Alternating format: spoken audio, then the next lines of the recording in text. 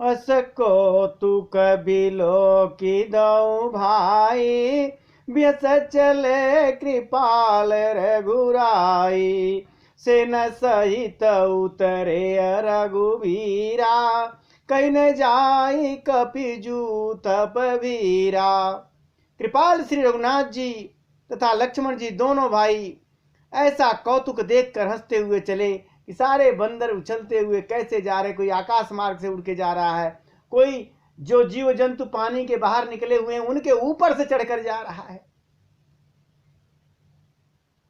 प्रभु देखते हैं तो हंसकर आगे चलते हैं। श्री रघुवीर जी सेना सहित समुद्र के उस पार आ गए। बानरों और उनके सेनापतियों की भीड़ कहीं नहीं जा सकती। इतने बंदर थे, इतने भालू थे, जिनके भीड़ का कोई वर्णन नहीं किया सकता है। अरे सिंधु पार प्रभु डेरा कीना, सकल कपिन कहुआयस दीना। कि खाऊं जाई फल मूल सुहाए, सुनत भालू कपि जत धाये। भगवान ने समुद्र के उस पार जाकर के अपना डेरा बनाया और सभी बानरों को आज्ञा दे दी कि जाओ सब सुंदर सुंदर फल फूल खाओ सब लोग। यह सुनते ही सब रीछ बांदर जहां के तहां दौड़ पड़े। और प्रभु के कृपा से देखिए, और सब तरफ रे राम हित लागी, ऋतु अर कुरत काल गति त्यागी। और खाई मधुर फल बिट पहिलावई, लंका सन मुख शिखर चलावई। श्री राम जी की सेवा के लिए सब वृक्ष, चाहे वो ऋतु के फल हो चाहे कुरित के फल हो, जो उसका सीजन नहीं था, सारे फलों वृक्षों में फल लग गए। समय की गति को छोड़कर फल देने लगे सब सारे वृक्ष। बंदर भालू मीठे पीठे फल खा रहे हैं, वृक्षों को हिला रहे हैं और पर्वतों के शिखरों को लंका की ओर फेंक रहे हैं। और जहाँ कहाँ फिरत निशाचर पावै, और ढेरी सकल बहु नाच नचावै। और दसन काटे नासिका काना, कही प्रभु सुजस दे तब जाना। घूमते फिरते जहां कहीं कोई राक्षस मिल जाता है बंदरों को, तो सब उसे घेर कर खूब नाच नचाते हैं राक्षस को, और अपने दांतों से उनके नाक कान काट लेते हैं। फिर प्रभु का सुजस सुनाते हैं और तब उसे बोलते जा, अब जा तू, छोड़ देते हैं। और जिनका नाक कान काट लिया बंदरों ने, वो रावण के पास जाते हैं। अरे जिन करना सा कान निपाता, तीन रावण ही कही सब बाता। सुनता श्रवण बा हृदय बंदना, दस मुख बोल उठाय कुलाना। जिन राक्षसों के नाक और कान काट डाले गए, उन्होंने रावण से जाकर सब समाचार बताया। समुद्र पर पुल बंध गया। जब सुना रावण ने अपने कानों से, तो घबरा करके 10 मुख से आवाज उठ गई उसके। 10 मुख एक साथ बोल रहे, अरे पुल बंध गया। बांध्यो बन निध नीर निधि जलधि सिंधु बारिश, सत्य तयो निध कंपते उदधि पयोधि नदीश। 10 मुख थे। रावण एक साथ 10 मुखों से कहता है कि वन निधि, नीर निधि, जलधि, सिंधु, बारिश, तयोनिधि, कंपित, उदधि, पयोधि, नदीस को क्या सचमुच ही बांध दिया, पुल बांध दिया इस पे। अरे निज विकलता विचार बहोरे, बिहस गयऊ गृह करी भय भोरी। मंदोदरिया सुनो प्रभु आयो, कौतुक ही पाथो बधायो। फिर अपनी व्याकुलता को समझकर ऊपर से हंसता हुआ, अंदर से तो व्याकुल है, ऊपर से हंसता हुआ भय को भुलाकर रावण महल में गया। जब मंदोदरी ने सुना कि प्रभु श्री राम जी आ गए हैं और उन्होंने खेल खेल में समुद्र को बांट दिया है, पुल बन गया समुद्र के ऊपर, तकर गई पति भवन निज आनी, बोलिया परम मनोहर बानी, कि चरण नाय सिर अंचल रूपा, सुनो बचन पिया परिहर को पा। तब वो हाथ जोड़कर मंदोदरी पति को अपने महल में लाकर परम मनोहर वाणी बोलती है। चरणों में सिर नवाकर उसने अपना आंचल पसार दिया और कहा, हे प्रियतम, क्रोध को त्याग कर मेरा वचन सुनिए। मंदोदरी कह रही है कि नाथ बयार की जयताही सो, बुद्धि बल सकहीं जीत जाही सो, अरे तुम ही रघुपति अंतर कैसा, अखल का द्योत दिन करही जैसा। क्या कह दिया? हे नाथ, बैर तो उसी के साथ करना चाहिए जिससे बुद्धि और बल के द्वारा जीता जा सके। आप में और श्री रघुनाथ जी में निश्चय ही कैसा अंतर है, जैसा जुगनू और सूर्य में।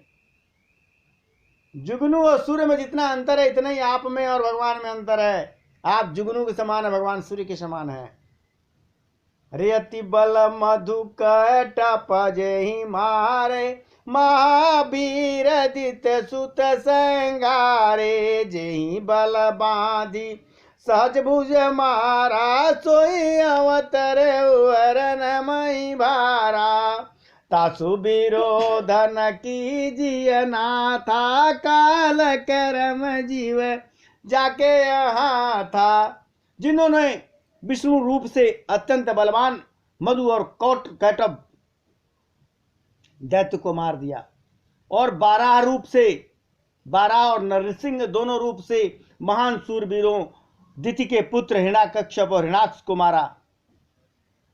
जिन्होंने वामन रूप से बलि का वध किया, बलि को बांधा, और परशुराम रूप से सहस्त्रबाहु को मारा, वे ही भगवान पृथ्वी का भार हरण करने के लिए राम रूप में प्रकट हुए हैं। हे नाथ, उनका विरोध मत कीजिए। जिनके हाथ में काल, कर्म और जीव सभी हैं, उनसे आप विरोध मत करो। मंदोदरी कहती है रावण से, अरे रामाई सौंपिय जान किया, नाई कमल पदमात, असुत कहूँ राज समर्पि बन, जाई भजिय रघुनाथ।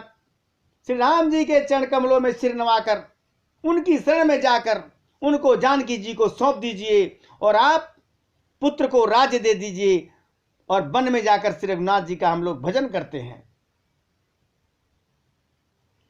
अरे नाथ दीन मंदोदरी कह रही है रावण से कि नाथ दीन दयाल रघुराई, बांधो सन मुख गए न खाई, चाहिए करन सो सब कर बीते, तुम सूर असुर चराचर जीते। हे नाथ, श्री रघुनाथ जी तो दीनों पर दया करने वाले हैं, वो दीन बंधु हैं। शरण में जाने पर तो बाघ भी नहीं खाता, बाघ के भी शरण में कोई चला जा तो नहीं खाता। आपको तो कुछ करना चाहिए था, वह सब आप कर चुके हो। जो कुछ करना चाहिए था कर चुके हो, बहुत किया आपने। देवता, राक्षस, चर अचर सभी को जीत लिया। जो कुछ करना, अब क्या रह गया? अरे संत कहीं असनीति दशानन, चौथे पन जाई नृप कानन, तासु भजन की जियत भरता, जो करता पालक संगरता। हे दशमुख, संत जन ऐसी नीति कहते हैं कि बुढ़ापे में चौथेपन में राजा को वन में चला जाना चाहिए। हे स्वामी, वहां वन में आप उनका भजन कीजिए और सृष्टि के रचना करने वाले, पालने वाले और संहार करने वाले हैं, उनका नाम जपिए। अरे सोई रघुबीर प्राणता अनुरागी, भजहु नाथ मम ता सब त्यागी, मुनिवर जतन रही जेहि लागी, भूपराज तज होहि बिरागी, रसोई कोसलाधीश रघुराया, आयौ करन तोहि परदाया, जो पिय मानहु मोर सिखावन, जो पिय मानहु मोर सिखावन, सुजस होयति पुरयति पावन। कहती है, हे नाथ, आप विषयों की सारी ममता छोड़ करके उनकी शरण में चले जाइए, उनके शरण में जाइए। प्रेम करने वाले भगवान का भजन कीजिए, जिनके लिए बड़े श्रेष्ठ मुनि साधन करते हैं और राजा राज्य छोड़कर वैराग्य को धारण कर लेते हैं। वही कौशलाधीश श्री राम जी आप पर दया करने आए हुए हैं। आपको तो बड़ी सरल मुक्ति मिल रही है। हे प्रियतम, यदि आप मेरी सीख मान लेंगे तो आपका अत्यंत पवित्र और सुंदर यश तीनों लोकों में फैल जाएगा। रेस कही नैन नीर भरी, गई पद कंपित गात, और नाथ बजहु रघुनाथ अचल होई यही बात। ऐसा कहकर नेत्रों में करुणा के जल भर करके और अपने पति के चरण पकड़कर कांपते हुए शरीर से मंदोदरी ने कहा, हे नाथ, श्री रघुनाथ जी का भजन कीजिए, जिससे मेरा भी सुहाग अचल हो जाए। मृतव रावण मय सुता उठाई, कहला गखल निज प्रभुताई, सुनते प्रिया वृथा भय माना, जग जोधा को मोहि समाना, वरुण कुबेर पवन जम काला, भुजबल जितेउ सकल दिगपाला, देव धनुज नर सब बस मोरे, कवन हेतु उपजावे तोरे। वाह भाई। जब मंदोदरी ने ऐसा कहा तो रावण ने मंदोदरी को उठाया और वह दुष्ट उसे अपनी प्रभुता कहने लगा, अपनी बड़ाई बताने लगा। हे प्रिय, सुन, तू तो व्यर्थ में भय मान रही है, क्यों डर रही है? बता दो, जगत में मेरे समान योद्धा कौन है? वरुण, कुबेर, पवन, यमराज आदि सभी दिक्पालकों को तथा कालों को भी मैंने अपनी भुजाओं के बल से जीत रखा है। देवता, दानव और मनुष्य सभी मेरे बस में हैं। फिर तुझको यह भय किस कारण उत्पन्न हुआ? किस लिए डर रही है जब सारे मेरी मुट्ठी में है? तो नाना विधि ते ही कैसे बुझाई, सभा बहोरी बैठ सो जाई, मंदोदरी हृदय से जाना, काल अवश्य उपजाय अभिमाना। मंदोदरी ने उसे बहुत तरह से समझाकर कहा, किंतु रावण ने उसकी एक भी नहीं सुनी और वह फिर सभा में जाकर बैठ गया। मंदोदरी ने हृदय में जान लिया कि अब काल के बस में हो गए हैं, पति का अभिमान नहीं जा रहा है। ये काल के बस में होने की वजह से अभिमानी हो गया है। अरे सवाई मंत्रियते बूझा, करब कवन बिधरि पुसय जूझा, कहीं सचिव सुन निश्चर ना, बार बार प्रभु पूछऊं का, कहूं कवन भय करिय विचारा, नर कपि बालुआर मारा। सभा में आकर उसने मंत्रियों से पूछा कि शत्रु के साथ किस प्रकार युद्ध करना होगा। रावण ने पूछा। मंत्री कहने लगे, हे राक्षसों के नाथ, हे प्रभु सुनिए, आप बार बार ऐसा क्यों पूछते हैं? अरे कहिए तो ऐसा कौन सा बड़ा भय है जिसका विचार किया जाए? भय की बात ही क्या है? मनुष्य और बंदर भालू तो हमारे भोजन की सामग्री है, क्या लड़ने की बात करते हैं? सबके बचन समन सुने, कह प्रस्थ कर जोर, और नीत विरोध न करिए प्रभु, मंत्री न मति अति थोर। जब सब मंत्रियों ने ऐसे कहा, कानों से सबके वचन सुनकर रावण का पुत्र प्रहस्त हाथ जोड़कर कहने लगा, प्रहस्त भी रावण का बेटा था, कहने लगा, हे प्रभु नीति के विरुद्ध कुछ भी नहीं करना चाहिए। मंत्रियों में बहुत ही छोटी बुद्धि है, मंत्रियों की आपके बड़ी छोटी बुद्धि है, बड़ी थोड़ी बुद्धि है। और कोई सचिव सठ ठकुर सुहाती, नातन पूरयावहि भांति, बारिध नाग एक कपियावा, तासु चरित मन मौसब गावा, अरे क्षुधा न रही तुमहि तब काऊ, ओ जारत नगर कसन धरि खाहू, सुनत नीक आगे दुख पावा, सचिवन असमत प्रभु ही सुनावा। जो प्रहस्त था वो कहता है, ये सभी मूर्ख हैं, मंत्री सब ठुकर सुहाती करते हैं, मुंह देखी कर रहे हैं, आपके मुंह पर मीठी मीठी कह रहे हैं, नाथ इस प्रकार की बातों से पूरा नहीं पड़ेगा, काम नहीं चलने वाला। एक बंदर समुद्र लांघ के आया था और उसका चरित्र सब लोग जानते हैं, मन ही मन सब गाते रहते हैं, उस बंदर को सभी याद कर रहे हैं मन ही मन। उस समय तुम लोगों को किसी को भूख नहीं लगी थी? बोले बंदर तो हमारा भोजन है, तब काहे नहीं खा लिए भाई? तब भूख नहीं थी, बंदर तो तुम्हारा भोजन ही है ना।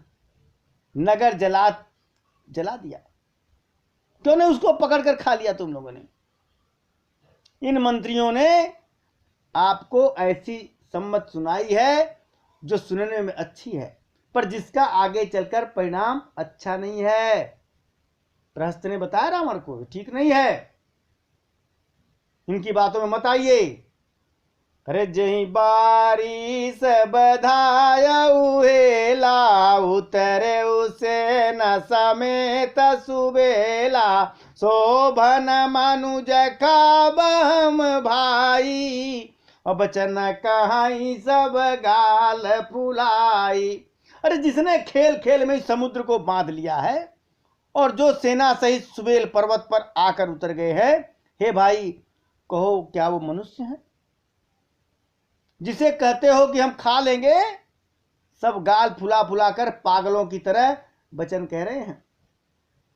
इनके चक्कर में मत पड़िए पिताश्री, कह रहा प्रहस्त कि तात बचन मम सुन अति आदर, जन मन गुनो मोहि कर कादर, प्रिय बानी जे सुनई जे कहीं, वैसे नर निकाय जग है। कह रहा है तात, मेरे वचनों को बहुत आदर पूर्वक गौर से सुनिएगा, मुझे मन में कार मत समझिएगा, मैं कार नहीं हूं। जगत में ऐसे मनुष्य आपको झुंड के झुंड मिलेंगे, बहुत सारे मिलेंगे, जो मुंह पर बड़ी मीठी मीठी बात कहने वाले होंगे, बात कहते भी हैं और सुनते हैं, ऐसे लोग बहुत मिलते हैं। बचन परमहित सुनत कठोरे, सुनहि जे कहई ते नर प्रभु थोरे, प्रथमा बसीठ पठौ सुन नीति, और सीता दे करऊं पुण्य प्रीति। हे प्रभु, सुनने में कठोर परंतु परिणाम में हितकारी वचन जो सुनते हैं और कहते हैं, ऐसे मनुष्य बहुत कम हैं। जो कठोर कदम ले लेकिन उसका परिणाम अच्छा हो। नीति सुनिए, उसके अनुसार पहले आप दूत भेजिए और फिर सीता को दे करके श्री राम जी से मेल करिए, प्रीत कर लीजिए, सीता को वापस करिए दूत भेज करके। और इसके बाद अरे नारी पाई फिर जाही जो तो न बढ़ाई रार ओ नाही तसन मुख समरमई और तात करई हट मार।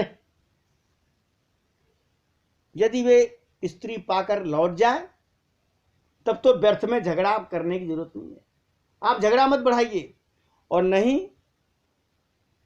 अगर वापस करने पर भी, पत्नी वापस करने पर भी नहीं फिरते हैं तो हे तात, तब सन्मुख युद्ध भूमि में उनसे हठपूर्वक डट कर मारपीट कीजिए। मत जव माँ नौ प्रभु मोरा उभय प्रकार सुजस जग तोरा सुत सनक दस कंठ रिसाई असमति सठ के ही तो ही सिखाई।